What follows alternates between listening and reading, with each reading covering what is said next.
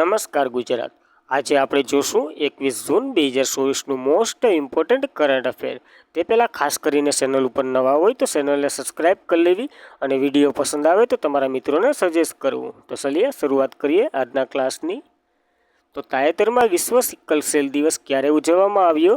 તો કે 19 જૂનના રોજ આ દિવસ ઉજવવામાં આવે છે। વિશ્વ સિકલ સેલ દર વર્ષે ઉજવવામાં આવે છે।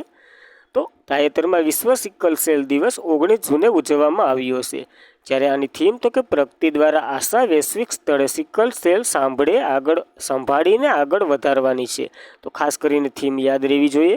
ત્યારબાદ સિકલ સેલ રોગ એ આનુવંશિક રક્ત વિકારનો રોગ છે જે માનવ શરીરમાં લાલ રક્તને કોષીઓને અસર કરે છે અને સામાન્ય રીતે તો કે તંદુરસ્ત વ્યક્તિના લાલ રક્ત કણોને ગોળાકાર આકાર હોય છે એને તો કે સિકલ સેલ એટલે કે દાંતેડા જેવા આકારોમાં કરે છે અને આ સમગ્ર શરીરમાં ઓક્સિજનનું વહન કરે છે। જ્યારે ઓલામાં તો કે ઓક્સિજનનું ઓછું વહન થાય છે સિકલ સેલવાળા વ્યક્તિને। તો સિકલ સેલ એ રોગથી પીડિત લોકોમાં લાલ રક્ત કોષીઓ તો કે સિકલ આકારની બની જાય છે અને તેના કારણે શરીરમાં ઓક્સિજનનો પ્રવાહ ઓછો જાય છે। આ બે નુકસાન થાય છે। જ્યારે સામાન્ય સ્વસ્થ આરબીસી આયુષ્યનું લગભગ 120 દિવસનું હોય છે, જ્યારે સિકલ સેલવાળા વ્યક્તિનું આયુષ્ય એને આરસીબીનું આયુષ્ય તો કે 10 થી 20 દિવસનું જ હોય છે। તો ખાસ કરીને એટલો ડિફરન્સ પડે છે।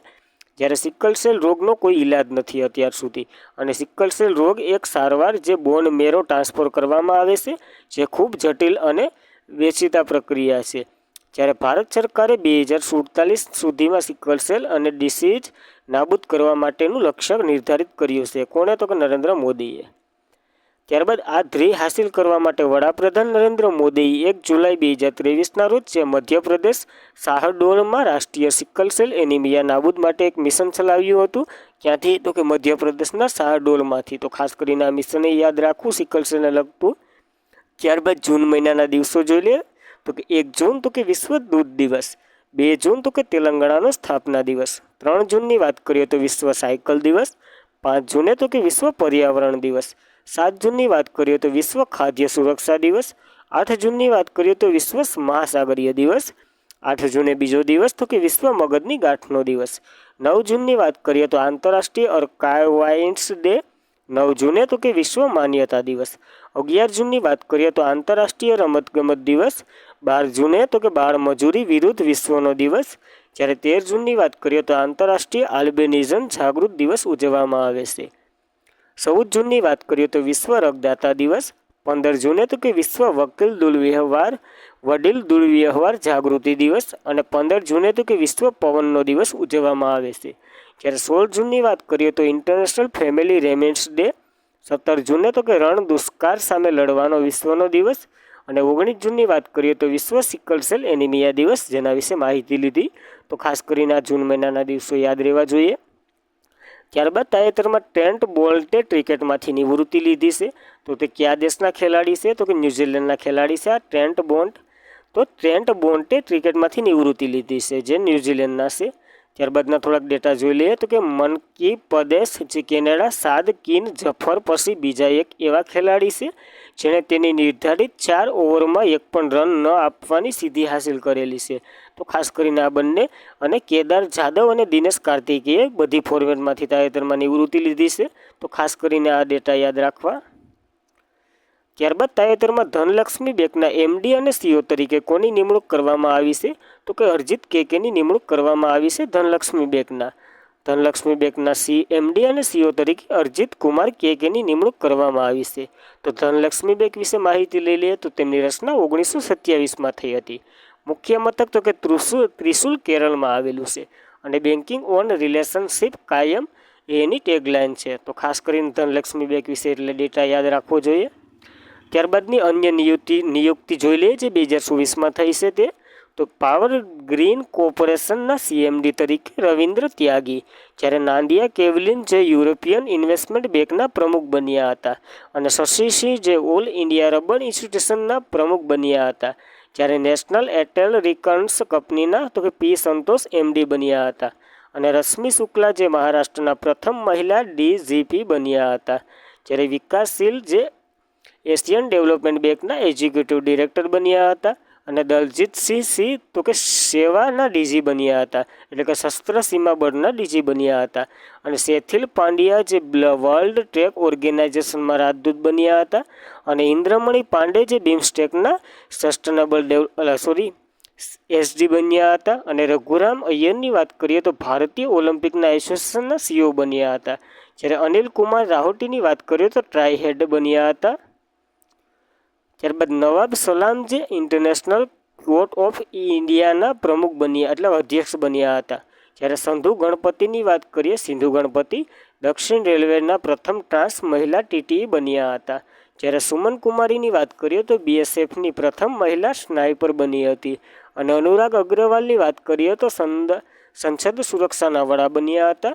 અને એમ ખાન વિલકરની વાત કરીએ તો લોકપાલ અધ્યક્ષ બન્યા હતા. જ્યારે મરિયમ નવાઝ જે પાકિસ્તાનના પ્રથમ મહિલા મુખ્યમંત્રી બન્યા હતા પંજાબ પ્રાંતના. અને એસ રાજીવ તો કે તકેદારી કમિશનર બન્યા હતા. જ્યારે રાહુલ સિંહની વાત કરીએ તો સીબીએસઈના અધ્યક્ષ બન્યા હતા. નવનીત સહગલની પ્રસાદની વાત કરીએ તો ભારતીય બોર્ડના અધ્યક્ષ બન્યા હતા. અને જ્ઞાનેશ કુમારની વાત કરીએ, જ્ઞાનેશ કુમાર અને સુખબીર સિંધુ જે ચૂંટણી કમિશનર બન્યા હતા અન્ય તરીકે. મેન તો કોણ છે તો કે રાજીવ કુમાર. ત્યારબાદ કિશોર મકવાણાની વાત કરીએ તો રાષ્ટ્રીય અનુસૂચિત જાતિના આયોગના અધ્યક્ષ બન્યા હતા. તો ખાસ કરીને આ ડેટા યાદ રાખવો. ત્યારબાદ તો કે સરદાર રમેશસિંહ અરોરા તો કે પાકિસ્તાનના પ્રથમ શીખ મંત્રી બન્યા હતા પંજાબ પ્રાંતના. અને દેવેન્દ્ર ઝાંઝરિયા જે ભારતના પહેલા પેરા ઓલિમ્પિક સમિતિના પ્રમુખ બન્યા હતા. તો ખાસ કરીને આ ડેટા યાદ રાખવી. તાજેતરની નિયુક્તિ છે 2024ની જ. ત્યારબાદ મર્સન મુજબ વિદેશમાં માટે ભારતનું સૌથી મોંઘું શહેર કયું છે તો મુંબઈ છે, જે ભારતનું સૌથી મોંઘું શહેર ગણવામાં આવે છે. તો મર્સન મુજબ મર્સન એક રિપોર્ટ બહાર પાડ્યો છે. તેના મુજબ તો કે વિદેશીઓ માટે ભારતનું સૌથી મોંઘું શહેર તરીકે મુંબઈની ગણના થઈ છે. જ્યારે મુંબઈની વાત કરીએ તો તે વિશ્વમાં 136મા નંબર ઉપર આવે છે. જ્યારે વિશ્વમાં તો કે પહેલા નંબર ઉપર હોંગકોંગ છે, સૌથી મોંઘું શહેર છે. ત્યારબાદ સિંગાપુર અને જ્યુરિચ છે. તો ખાસ કરીને મુંબઈ અને હોંગકોંગને બંને તો યાદ રહેવા જ જોઈએ. ત્યારબાદ તાજેતરમાં બહાર પડેલ સિપરીના રિપોર્ટ મુજબ ભારતમાં પરમાણુ હથિયારોની સંખ્યા કેટલી છે તો 172 જેટલી છે ભારતમાં પરમાણુ હથિયારોની સંખ્યા. આ સાથે તે 7મા નંબર ઉપર આવે છે. તો તાજેતરમાં બહાર પડેલ સિપરીના રિપોર્ટ મુજબ તો કે ભારતમાં પરમાણુ હથિયારોની સંખ્યા 172 છે. કેટલા નંબર ઉપર? 7મા નંબર ઉપર આવે છે વિશ્વમાં. જ્યારે સિપરીની વાત કરીએ તો Stockholm International Peace Research Institution છે. આ ક્યાંની ઇન્સ્ટિટ્યુશન છે એટલે કે ક્યાંની કંપની છે તો કે સ્વીડનની કંપની છે. તેની રચના તો કે 1966માં થઈ હતી. અને મુખ્ય મથક તો કે સ્ટોકહોમ સ્વિટ્ઝરલેન્ડમાં આવેલું છે. અને હાલના હેડ તો કે સ્ટીફન લેફોવેન છે. તો ખાસ કરીને સિપરી વિશે. ત્યારબાદ જો આ ટેબલ છે આવી રીતના તો કે રશિયા 5,580 સાથે પહેલા નંબર ઉપર છે હથિયારોમાં. જ્યારે ભારત તો કે 7મા નંબર ઉપર છે 172 સાથે. આપણે પાકિસ્તાને 2 હથિયારોની ફેર છે, 2 વધારી લઈએ તો આપણે હારવાર થઈ જાય.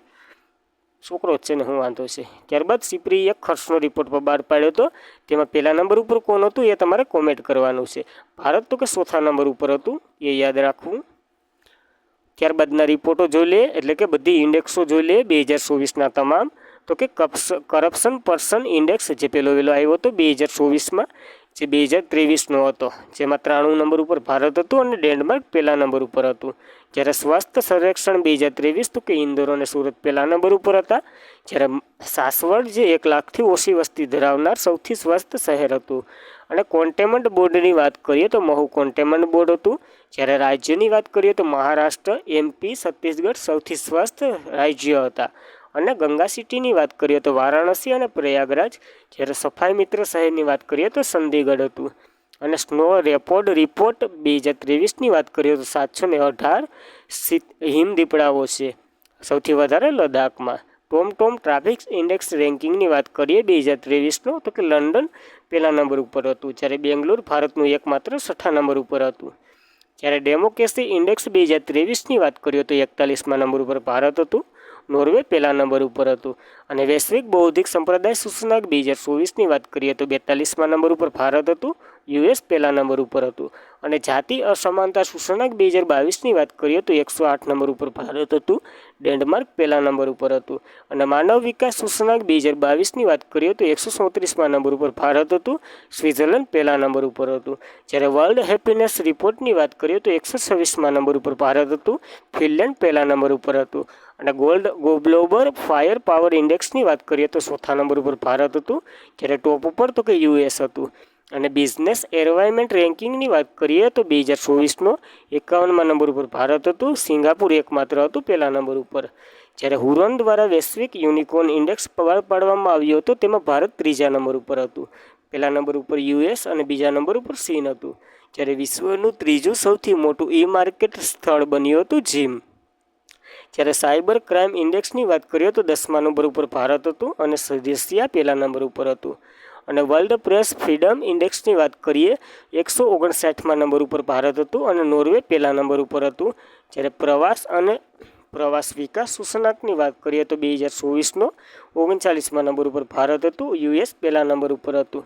જ્યારે ગ્લોબલ સિટીઝ ઇન્ડેક્સની વાત કરીએ 2024નો ન્યૂયોર્ક પહેલા નંબર ઉપર હતું. દિલ્હી તો કે 350મા નંબર ઉપર હતું.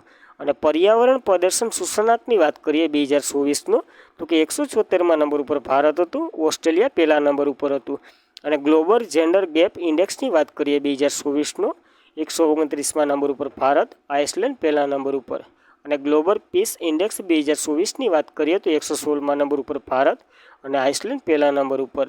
જ્યારે સિપ્રીએ જે લશ્કરી ખર્ચનો રિપોર્ટ બહાર પાડ્યો હતો ભારત તો કે ચોથા નંબર ઉપર હતું. પહેલા નંબર ઉપર તો કે અમેરિકા હતું. યાદ આવી ગયું? તો ખાસ કરીને આ ડેટા યાદ રાખવો. આ 2024ના બધા જ ઇન્ડેક્સો છે.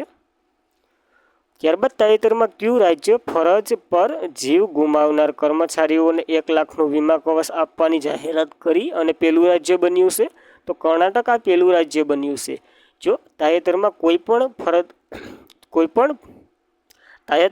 કર્ણાટક રાજ્ય ફરજ પર જીવ ગુમાવનાર કર્મચારીઓને 1 લાખનું વીમા કવચ આપવાની જાહેરાત કરી છે.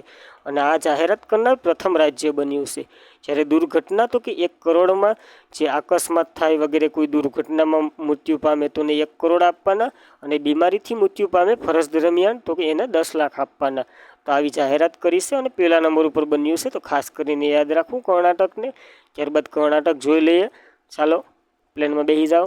તેમની રાજધાની તો કે બેંગ્લુર છે. સીએમ તો કે સિદ્ધારમૈયા છે. અને રાજ્યપાલ તો કે થાવરચંદ ગેહલોત છે. તો ખાસ કરીને આ ડિટેલ યાદ રહેવી જોઈએ કર્ણાટક વિશે. ત્યારબાદ કયો દેશ તાજેતરમાં સમલૈંગિક લગ્નને માન્યતા આપનાર પ્રથમ દક્ષિણ એશિયાનો દેશ બન્યો છે? આ દક્ષિણ એશિયાનો પૂર્વ એશિયાનો બધી યાદ રાખવા. તો થાઈલેન્ડ પહેલો દક્ષિણ એશિયાનો દેશ બન્યો છે.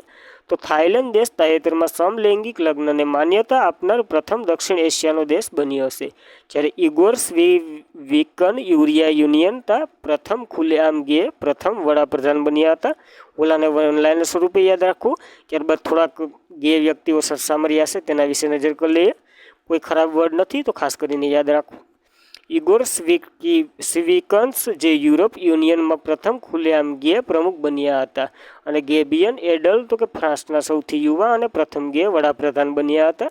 જ્યારે ભારતનું પ્રથમ ટ્રાન્સજેન્ડર સમુદાય ડેસ્ક ક્યાં ખુલ્લું મૂકવામાં આવ્યું હતું? તો કે હૈદરાબાદ ખાતે. અને દેશનું પ્રથમ ટ્રાન્સલેસ જેન્ડર યુનિવર્સિટી ખુલશે તો કે ઉત્તર પ્રદેશ ખાતે. તો ખાસ કરીને આ બે ડેટા યાદ રાખવા. ત્યારબાદ થાઈલેન્ડ સરસામર્યું છે. તો થાઈલેન્ડ વિશે માહિતી લઈ લઈએ. કેપિટલ તો કે બેંકોક છે. ચલણ તો કે થાઈ બહત છે. અને પીએમ તો કે શ્રેથા થીવીસિન છે. તો ખાસ કરીને થાઈલેન્ડ એટલું યાદ રહેવું જોઈએ. ત્યારબાદ સૌર પરિભ્રમણની નવી પેટર્ન શોધવા માટે તાજેતરમાં કોણે સેસ મિશન શરૂ કર્યું છે? હવે આનું નામ તો કે સેસ છે. ચીનમાં તો કે આને બીજા નામથી ઓળખાય છે. સેજ કે એવું કંઈક રાખ્યું છે અહીંયા. તો આ ચીનનું છે, તમને ખબર છે. તો સૌર પરિવારની નવી પેટર્ન શોધવા માટે તાજેતરમાં ચીને તો કે સેજ મિશન શરૂ કર્યું છે. આ સેજ શું છે? તો કે આનું ફૂલ ફોર્મ તો આપ્યું છે એ લોકોએ. તો કે સાઇસિંગ સોંગસિંગ નહીં, તો કે ચાઇનીઝ એમ આલ્ફા સોલાર એક્સપ્લોરર છે. તો ખાસ કરીને સેજનું ફૂલ ફોર્મ યાદ રહેવું જોઈએ. ત્યારબાદ તો કે સૌર વાતાવરણીય પરિભ્રમણને નવી પેટર્ન શોધવા માટે આ મિશન શરૂઆત કરી છે. કારણ કે પૃથ્વી જે સૂર્યને ફરતે ફરે છે એ કેટલો ટાઈમ લે છે એને ડિટેલપૂર્વક શોધવા માટે આ મિશન શરૂ કર્યું છે. જ્યારે ચીનની વાત કરીએ તો રાજધાની એટલે કે કેપિટલ બેઇજિંગ છે. સલણ તો કે રેન મિનસિંગ છે અને રાષ્ટ્રપતિ શી જિનપિંગ ભૂલાય જ નહીં. ત્યારબાદ ઇકોસિસ્ટમનું પુનર્વસન માટે તાજેતરમાં કોણે કુદરતી પુનઃસ્થાપન કાયદો બહાર પાડ્યો છે એટલે કે અપનાવ્યો છે? તો ઇન્ડિયન યુરોપિયને અપનાવ્યો છે.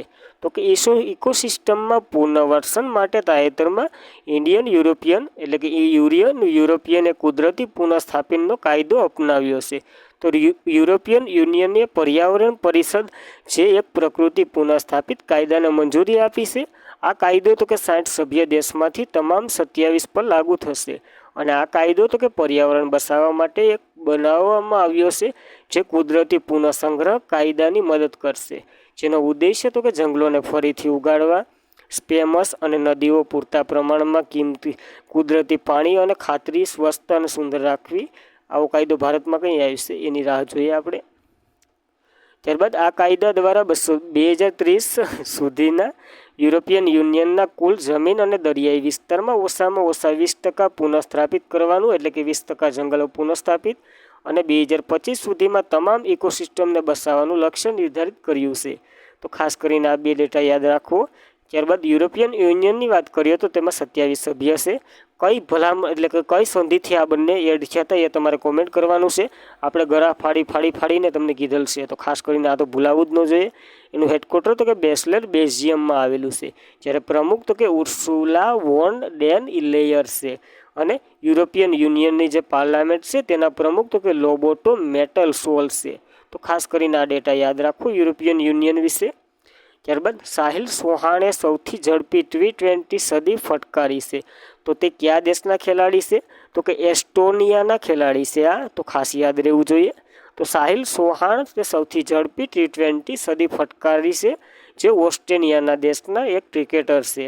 જે એટલું જ ખાલી વન લાઇનર સ્વરૂપે યાદ રાખવું. ત્યારે આર અશ્વિનીએ તો કે તેમની જે ઓટોબાયોગ્રાફી રિલીઝ કરી હતી તો કે ગ્રોવ ધ સ્ટ્રીટ ક્રિકેટ ફૂલની વાર્તાઓ. તો ખાસ કરીને આ ડેટા યાદ રાખવો. તો આજના માટે એટલું. ખાસ કરીને મિત્રો વિડીયો તમને કેવો લાગે, તમારો પ્રતિભાવ અમારા માટે ઇમ્પોર્ટન્ટ હોય છે, તો કોમેન્ટ કરો. વિડીયો પસંદ આવે તો લાઇક કરો અને વધુમાં વધુ શેર કરો. જેટલા સબસ્ક્રાઈબર છે એટલા વ્યૂઝ પણ નથી થતા, તો કંઈક શરમ જેવું હોવું જોઈએ. હવે વધારે કંઈ ન કહેવાય. જય હિન્દ, જય ભારત.